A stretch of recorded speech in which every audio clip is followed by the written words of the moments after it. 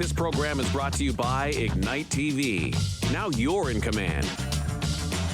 Visit Rogers.com for more details.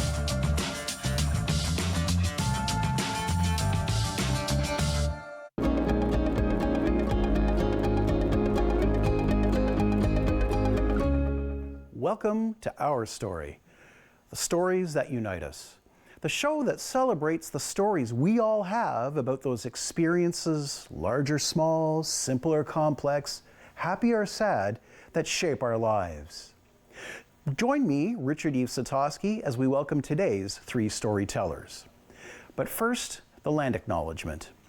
We'd like to acknowledge that we are on the traditional territory of the people of the Three Fires Confederacy, the Ojibwe, the Odawa, and the Potawatomi nations. And we further give thanks to the Chippewas of Saugeen and the Chippewas of Nawash, now known collectively as the Saugeen Ojibwe Nation, as the traditional keepers of this land. Christopher McGruer brings with us a story of belonging and how it's all about community. Christopher is a writer, director, and producer. In 2016, he directed and produced According to Valentine, an independent short film adapted from Alan Nee's play, The St. Valentine's Day Massacre. Christopher directed Having Hope at Home in 2017 for the Owen Sound Little Theatre. The play was nominated for 5 awards, including Outstanding Direction, in out-of-festival adjudication by the Western Ontario Drama League Festival. Christopher continues to work on many other projects. Please welcome Christopher McGruer. Thank you, Richard.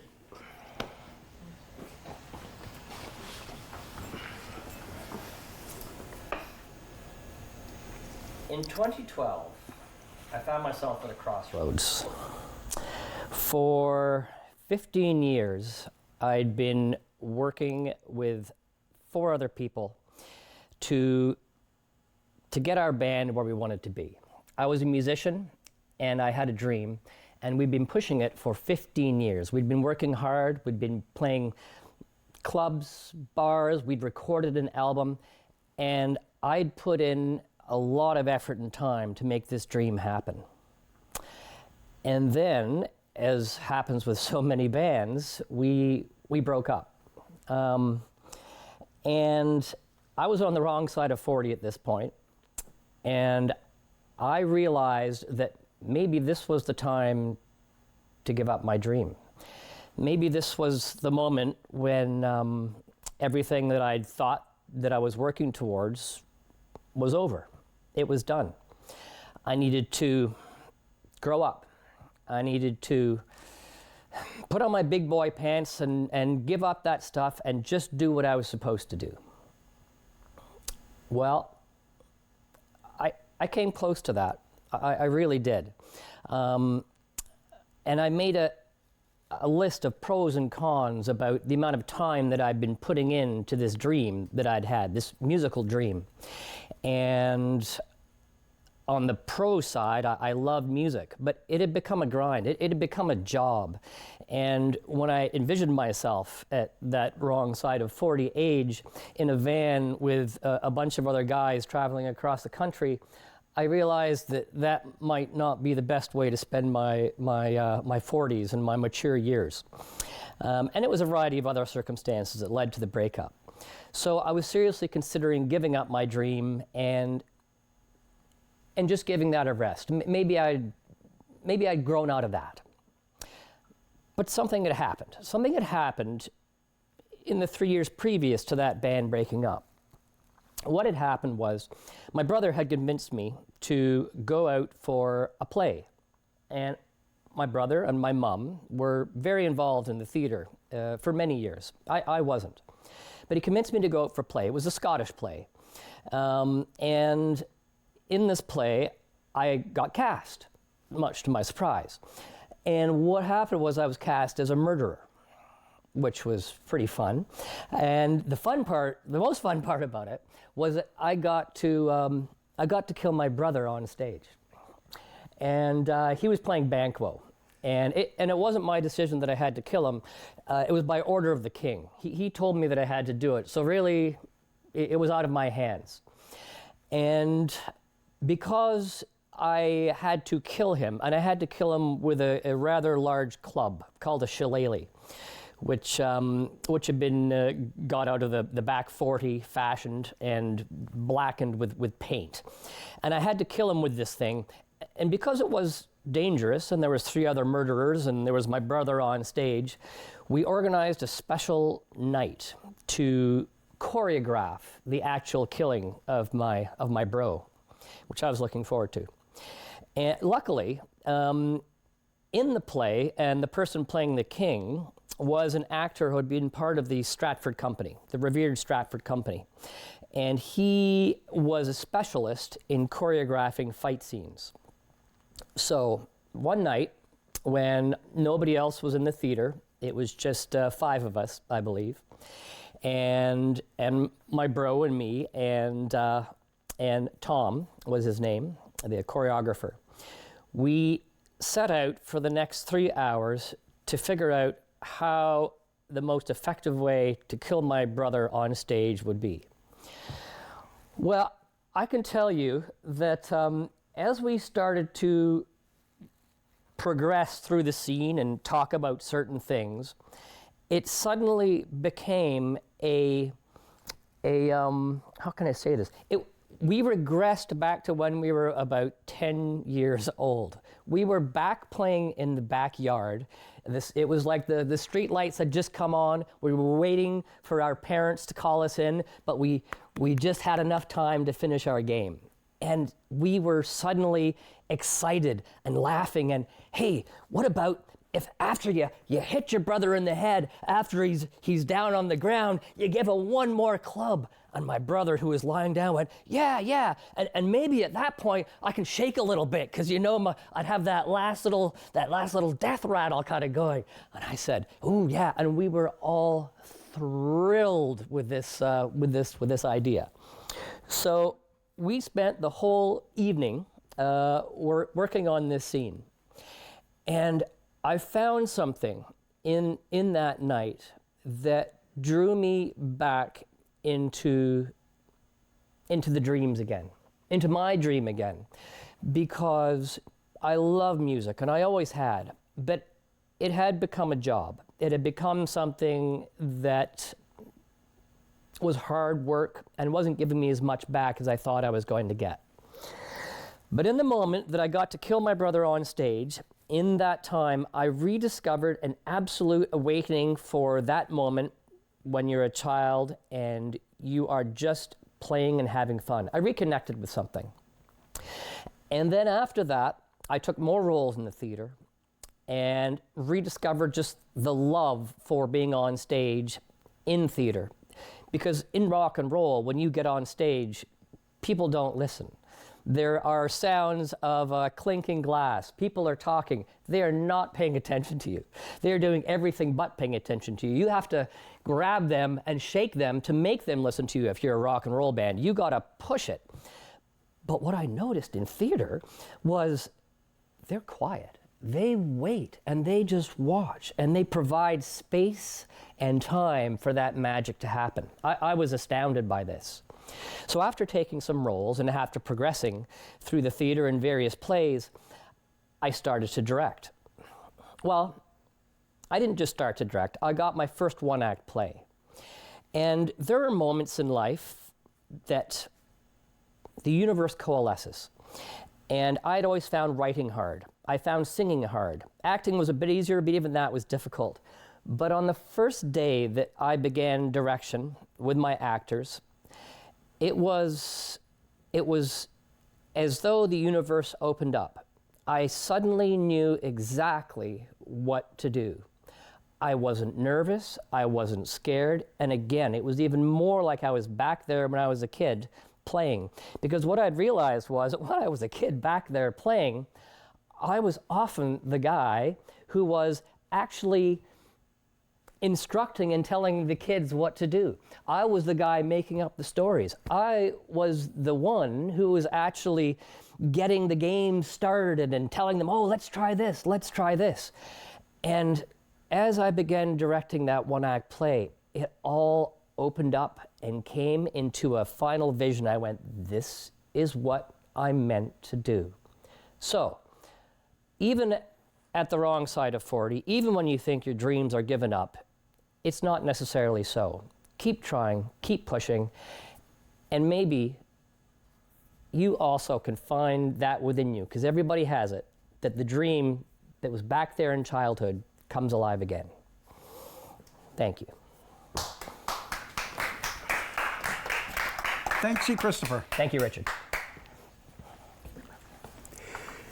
And now, on the theme of new beginnings, is Suneet Kukreja with a story entitled From Amritsar, India to Canada. Suneet immigrated to Canada and settled in Owen Sound with her family in 2015. Teaching and working with people have always been her passions. She's the manager for Grey Bruce Settlement and Language Services with the YMCA of Owen Sound Grey Bruce, and she teaches at Georgian College. Recently, she has taken on a civic role as a member of Owen Sound City Council. Please welcome Suneet. Thank you. Hi, Suneet.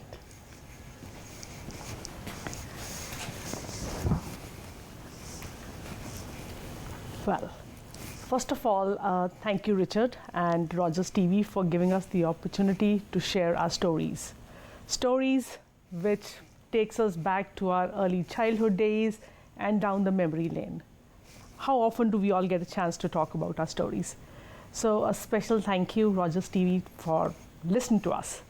So I was born and brought up in the northern part of India, in a small but a happening city called Amritsar.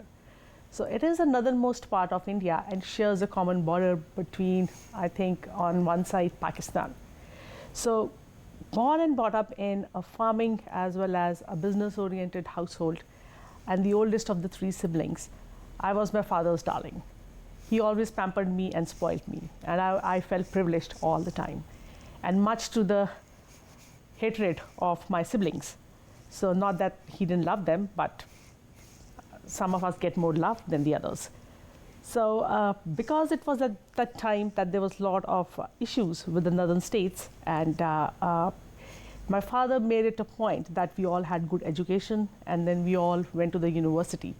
So I was sent to a residential school up in the Himalayas, where I did my grade 12 and then came back to my hometown and completed my master's and bachelor's in molecular biology and biochemistry. So for the longest time, I wanted to work in the lab setting, but I realized that that's a closed lab is not for me. I would work best when I get a chance to meet with people, to connect with people. And that changed my attitude, and I ended up doing another degree in education and taught in university in India for some time. It was there that I met my husband, and we have been together for almost 28 years. The most kind man that I've ever come across. He has only inspired and encouraged. So growing up in India and living in India, just like any other countries, like we were at the top of our professions. I was a biochemist teaching in a university. He was a criminal lawyer in the highest court of justice. But I think what he saw as his profession wasn't what he wanted to see. And that made him decide to leave India. It was a very hard decision because it's where your heart is, it's where your family is. So 2015, we finally made the choice to immigrate to Canada with my family and an 8-year-old. So here we are under the express entry field where the Canadian government is like, all right, we need biochemists and lawyers, come up here. But did I get a job as a biochemist? Nope. So for almost 6 months, I think I was unemployed. So tried every restaurant, store in town, but did not get a job. And then finally, I got my first job working at the rec center at the YMCA. And I think that's the best thing that could ever happen to anybody. And for me, it was a game changer because that's where I met a lot of people whom I hang around with or whom I'm very proud to call my friends. So I worked at that front desk for almost 3 to 4 years. Life was hard at that point of time because you're new to the country, language was not an issue. I knew the language, but the barrier was finding a job in your own profession. And we came directly to Owen Sound, like not to any other city in GTA. So, and at that point of time, it was the worst winter of 2015. And I'm like, oh my God, where have we landed? Is this the place I want to live? And my husband is like, yes, this is the place where I want to be. And I am not going back. So I'm like, all right, if you're not going back, what's next? And so he found a job as a security guard and used to work at the marina on the west side. And I took up the job at the front desk. But frustrated, I wanted to do something in my own field. So finally decided to pursue my college in nursing. So went to Georgian, where they offered me a job right away. So, and ever since that, I have been at Georgian. And as a new immigrant, there are challenges, like you don't get to see your family. Children are born, people die, but you are here, right? And it's not always that you can go back. Life here was, it's a new, you feel like a teenager that's been kicked out of your house, but only at the age of 35. So that is where we were, both of us, at that point of time in our lives. And he's like, what next? And I'm like, all right, if this is what we want to do, we need to study and we need to get where we need to be. So he did challenge his NCA exams, and he is a lawyer now and runs his own law firm. And I am working where my heart is, where my passion is. I still continue to work at the YMCA. And we got, I think I've worked with the settlement services, where I get the chance to empower people all the time. And the other part of my job is I get to teach, which is again very close to my heart. So 2022, when the elections came up for the municipal governments, and this was something I always thought, is that something I want to do? And my husband is like, yes, if you want to do it, go ahead, do it. So there I was, not knowing how I would go, but ran the municipal elections, got elected. And that was, again, a turning point in my life, where I realized if you have dreams, if you have passion, no matter what the challenges are, we all can do. Age is just a number. It's never too late for a new beginning. I got my second chance, my second beginning when I was 35. So life has been good then. It has been good before, it's good now. Challenges like even for small things, you need to tune your brain. Like in India, we drive on the other side of the road. Here, we drive on the other side of the road. So that's a challenge. And I found myself driving on the other side of the road and heard people yell. So that's fine, but I learned my lesson. So little things that matter. So over the past few years that I have been here in Canada, it has been a learning curve. It has been learning curve. It has been a place where I have had the time to cherish my life. Each day when I get up in the morning, I'm like, okay, what's next? So I think for my story, I take pride in my story because I started it with a second beginning in my life. So again, with dedication, hard work, and courage, and believe in your dreams, anybody can do it. If I can do it, everybody can do it. And thank you for listening.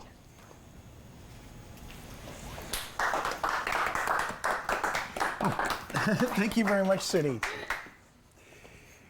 Well, our third guest brings with them the theme of sustainability in a story entitled Hope and Reconnection. Natasha Akiwenzie is from Lac Seul First Nation and lives at Neshinigmiing with her husband and 3 grown sons.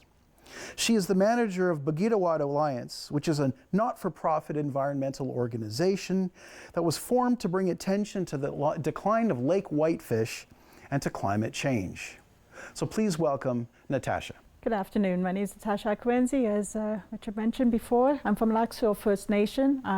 It is located in northern Ontario, closer to Winnipeg. It's a flying community, and ice roads are pretty much after that point. You can't go too much further on the highway that comes into that First Nations, or you'll land in Lac Seul. So my story is going to go back to talking about how Bargadawad was formed, but a little bit about our business that we ran beforehand and why we started Bargadawad. We ran a small fisheries business, my husband and I, and my introduction to fisheries was through my husband. I did not know anything about fish when I first met my husband. He quickly had to introduce me to fish. I had no idea that there was fish anything bigger than a goldfish once upon a time. I had no idea that fish could get anything bigger than a couple of pounds other than ocean fish. And I had no idea that there was commercial fisheries in the Great Lakes, any of the Great Lakes. So it was a huge learning curve for me. I was raised as a vegetarian. I had eggs and cheese and what have you, but we did not eat fish. So introduction to fisheries and fish was a huge learning curve, but it was an adventure. I found out I loved being on the water, not that I was much surprised about that. I loved swimming, I loved being near the water. So being on the water was an assumption that of course I'd love to do that. First time fishing, I got to see a really big thunderstorm roll in from Lion's Head, which was relatively exciting. I assumed that we would get off the water before the thunderstorm hit. That was the wrong assumption. We were going to finish our job. But I learned very quickly of how to steer a boat, how to get a fish out of the net. Learned a lot of lessons about how to get a fish out of a net, which fish are a lot easier to get out of a net. A favorite story of mine with fish coming out of a net, lingcod, you do not want to get out of a fishing net. The first thing they do is they pee all over you. It's a strange, strange story, but it's a story. And that was my first introduction. And they're ugly. They're incredibly ugly fish. But, you know, rated from good-looking fish to ugly fish, I don't really know. I just know that they were not the prettiest. Another common name I heard from them in the community is dogfish, and I totally understand it. Not that I understand that a dog can be a dogfish and a cat can have there's a catfish out there too. Makes no I don't understand that whatsoever. But anyway. We started a fishing business. My sons were little guys at the time. They're not little guys anymore. My oldest one just had a birthday. He's now 28. But they were like 7, 8 years old when we started our fishing business. They couldn't see over the coolers that would be on our table.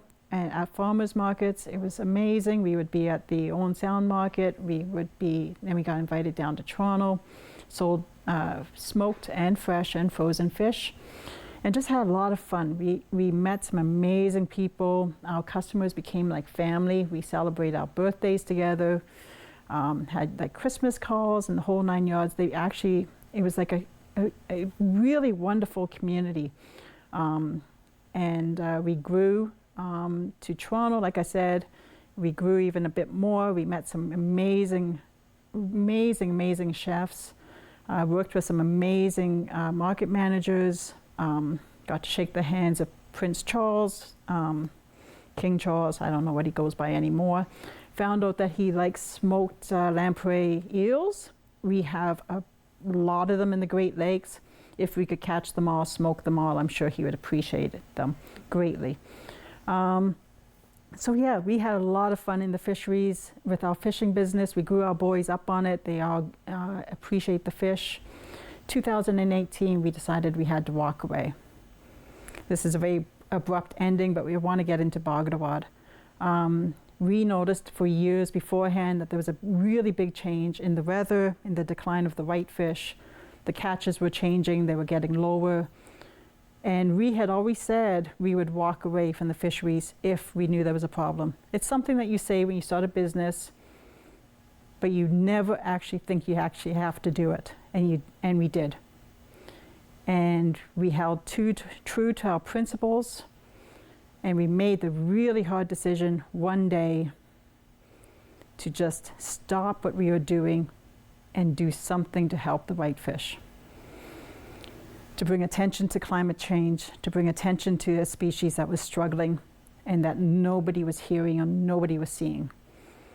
And we thought with our group, with our network, that we could do this. We could raise the voice of a species that went underappreciated. And we did. And that morning, I can remember being in the barn because we have chickens and goats and a horse and ducks. That I remember going into the barn that morning and seeing 7 ducklings fall out from underneath a mum duck that I didn't even know she was sitting on eggs. And I took that as a clear sign that it was a new beginning, to have hope, we're going to start fresh, and that we're going to inspire other people, because if a duck with ducklings can inspire me to make a huge life change for my family, with everybody, anything is possible. So Bargadawad was started. Bargadawad means they set a net in Anishinaabe. And we started to we formed a board, we became a registered not-for-profit, and we have been doing amazing things. Talking about second childhood, I have always loved being outside, always. You can ask my mom, my dad. I used to bring home moles and mice and garter snakes and giant spiders and beetles and crickets and every critter known under the sun. Frogs for my teachers and worms I'd put into the drawers of the desk drawers for my teachers, and you know, they never appreciated my gifts quite as much as I appreciated collecting them and gathering them and bringing it to them. But I am now able to go outside, do surveys, learn about plants and trees, the proper names, go and touch them and feel them and turn the leaf on the backside to see if they're white or furry or if they're nice and satiny and smooth. Able to catch frogs. I actually have permission to go catch frogs now and explore them and give them a name and show people and get pictures of them. And I'm able to catch newts and snakes and every other critter that's out there, and really enjoy being outside and hearing the water and the leaves and all the different trees and all the different sounds when the wind hits the trees. I was telling somebody, I said, if you stand under a hemlock and listen to the wind hit a hemlock compared to how a spruce sounds when the wind hits a spruce tree, it's a totally different sound. And it's a magical sound. And I said, and I truly appreciate those little gifts that are given to me. And we're able to inspire other youth to do this. And it's absolutely delightful to watch them do it and grow with it and get inspired to be on the land and on the water. So I hope with everybody that they can get outside, learn, play, be youthful, have hope for the future, because this is what we're fighting for, is the environment, and for hope and for future generations, and to share these stories that are empowering and inspiring to so many others, and to just get outside and just really, really work with each other and enjoy each other's company and become a community. So with that, miigwech for your time and listening. Thank you, Natasha. And with that, I'd like to thank all 3 guests for their illuminating stories, and we invite you to our next episode. Until then, I'm Richard-Yves Sitoski. What's your story?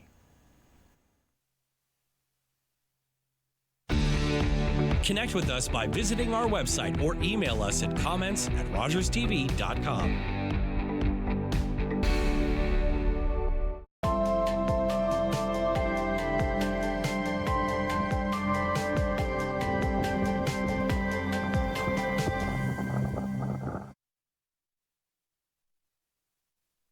Carol Merton. Please join me for HealthLink, a program connecting home, community, and healthcare. Please join me and watch HealthLink on Rogers TV. Buckle up, we're cleared for takeoff. Here we go, boys, here we go. 16 teams, 1 champion for the greatest trophy in sports. You know why I'm here. A time